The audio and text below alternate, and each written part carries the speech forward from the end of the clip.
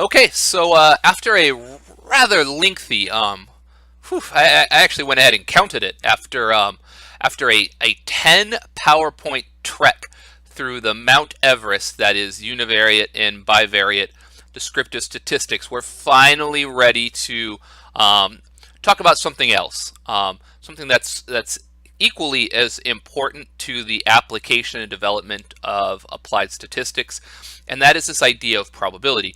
Now, Math 121 really does not really emphasize probability. So what you're going to see is probably the world's most basic, most vanilla, most straightforward, very beginner-friendly introduction to just some of kind of the basic principles and foundations of probability. I do think it's good for us to have an awareness of some of these underlying ideas, because as we move through the course, we will see that they play an important role in helping understand, helping develop, helping establish some of the really solid, cool applied statistical tricks and techniques, which is really, I guess, the meat of this class. So we're going to talk a little bit about probability now. We'll talk about something called probability distributions later, and then we'll move on to talking about why they're important for a study of statistics. So I mean, you could Google probability, get lots of definitions, some more technical and crazy than others. I think of probability quite simply as the study of the randomness and uncertainty that is part of our everyday life, right? So the sort of the classical context for probability is in things like games of chance, things like casinos. There was a while there, I'm not so sure that poker's quite so popular now, but there was a time where it was very, very popular, and we could see it like on ESPN, and they would put all these different probabilities on the screen, right? And given a certain set of cards, and given your opponent's set of cards, right, you have a certain probability. You may or may not end up getting, say, a 3 of a kind. But probability is certainly much broader than that. Uncertainty really surrounds us everywhere. Probability is a big part of epidemiology, of say sort of medical research. If, heaven forbid, you end up getting some sort of cancer and you ask the doctor, are you going to get better? Of course, the doctor can't say yes or no. The doctor's going to say, right, maybe your cancer may go into remission. That is, there's a certain amount of uncertainty, and uncertainty is the province of probability. This is sort of my area of research specialty, financial assets. So the stock market, really a lot of financial assets behave in a probabilistic or uncertain manner. If you buy a certain stock of anything, say IBM, right, it may or may not go up in value. It's what you call a risky investment. And of course, even just sort of like our personal lives, right? We may or may not marry the person that we're currently dating. Or, right, if you happen to be married, you may or may not stay married to the person that you're currently married to, right? For better or for worse, uncertainty is everywhere. And again, right, that means probability applies to us really in all aspects or all facets of our life. Now, the big idea is this. Random behavior is extremely unpredictable in the short run. But it can be proven that it has a regular and predictable pattern in the long run. And so with that in mind, we often define the probability of any outcome to be the proportion of times the outcome would occur in a very long series of repetitions. So let's go back to our cancer example. Let's go back to our doctor example.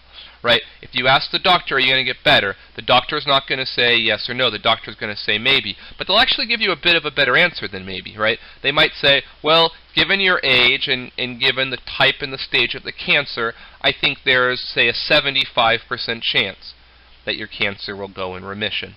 What does the doctor mean when they say there's a 75% chance? Well, what they're basically saying is, right, the medical literature has shown that this particular type of treatment applied to people in your demographics and your type of cancer, right, say applied to thousands and thousands and thousands of patients, it turns out that it's been successful in 75% of those patients. That's generally where probabilities come from. And so, again, is yours going to get better? The doctor has no clue. That's that idea about short-term unpredictability. The doctor can't make any statement. A probabilist or a statistician or researcher can't make any statement about a single observation, right? But what they can observe is that if they gave this treatment to a lot of patients, they would feel very confident, they would feel very comfortable that 75% of those patients would get better. Now, which are the ones that get better and which are the ones that don't? Again, that's sort of indeterminate.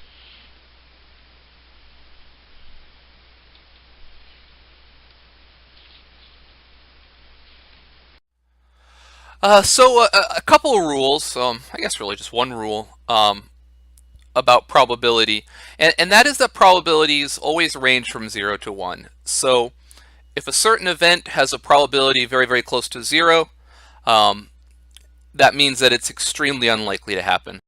If a certain event has a probability very, very close to 1, it means it's very likely to happen. So that is, we can think of probability as the spectrum, right? We can think of probability as the spectrum of likelihood or the spectrum of certainty. Now, again, I think probably for most, probably even all of us, this idea that probabilities range from 0 to 1, that's kind of like, okay, yeah, no duh, I knew that already. Nonetheless, I really want you to keep this rule in mind. It's very common, particularly in the later chapters, for students to write down answers to probability questions that are negative or in excess of 1. Don't be that student. It's very easy to do when you have a lengthy, laborious calculation, you read through a word problem, it's asking you for a probability, but you're focused on all these other pieces of information in that problem. You're grinding through it, you're putting numbers in a calculator, you're starting to get a little sheen of sweat, you're kind of a little bit out of breath, typing numbers into that calculator furiously. Finally, a number appears on your calculator. You're just so grateful that it's over with that you put down the number 1.7 without even thinking about it. It's easy to do. So from this point forward, whenever you're answering a question that involves calculations, I want you to just stop. When you've solved the problem, when you have what you think is your answer, go back to the problem and just ask yourself this question. Is the problem asking me for a probability, yes or no? And if it is asking you for a probability, I want you to double check that the answer you're writing down is between 0 and 1. Because if it's not between 0 and 1, I don't care how smart you are, I guarantee you that's the wrong answer. Now, I like to at least talk briefly about kind of where probabilities come from. There's sort of two broad areas. You could come up with like a third or a fourth category, but I think this will be enough for our discussions. The first one we've actually already talked about a little bit, this idea of relative frequency. But a lot of times when people talk about probabilities, they're also talking about something a little bit more intuitive or a little bit more subjective or personal. So let's talk a little bit about this idea of like where do probabilities come from, right? When somebody makes a statement, there's a 60% chance that someone owns a dog, or there's a 40% chance that this new iPod is going to be successful, right? Where are these probabilities coming from? So relative frequency is something we've sort of already talked about. To find the probability of a certain outcome A, so A is kind of like our generic abbreviation for sort of like an arbitrary event. We abbreviate that entire sentence, the probability of an outcome A, with what we say P of A, right? It's that capital letter P, parenthesis A, parenthesis. We verbalize that as P of A, or the probability of A. That's a very common abbreviation for probability of an event A. We want to become very comfortable with that. Relative frequency says to find the probability of an event, we simply perform the experiment over and over and over and over and over. And the percent of times that the outcome occurs, we say that's the probability of it happening. Right? This is really sort of analogous or ties into what we were talking in about, what, 3 or 4, maybe 5 slides ago, about how probability is sort of regular in the long term. This is talking about kind of these long-term proportions or long-term probabilities. So a pretty cool example of like this idea of relative frequency, right? We're all told, in fact, we'll tell other people that if you flip a coin, you have a 50% chance of heads or a 50% chance of tails. Now, have any of us empirically verified that? Probably not. Somebody told it to us, and they seemed honest and trustworthy, and so we started telling other people that, right? It just sort of seems like everyone else accepts it as truth, so we go ahead and accept it as truth. But what if you wanted to be skeptic about it? How could you actually try to test whether, say, the probability of getting heads when you flip a coin is 50%? Well, the relative frequency approach says that if you flip that coin a lot,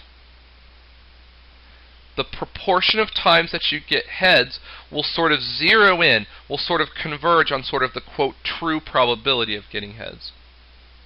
And so this really cool guy, this guy John Carrick, this South African mathematician who was a prisoner of war back in World War I, he made this contribution to statistics or mathematics or, I don't know, to coinology. That is, when he got in prison, I mean, think of what an incredible person this is. What would you smuggle in if you were being thrown into a prison? Maybe a gun, maybe a knife, so you could fight your way out. Maybe you would try to smuggle in like a Twinkie or a hoagie, because you'd be like, man, I bet it gets pretty hungry in jail. Maybe like Shawshank Redemption, you would try to smuggle in like a tiny little shovel or like a little file, and just over the course of years, you would just sort of slowly dig your way out of your prison.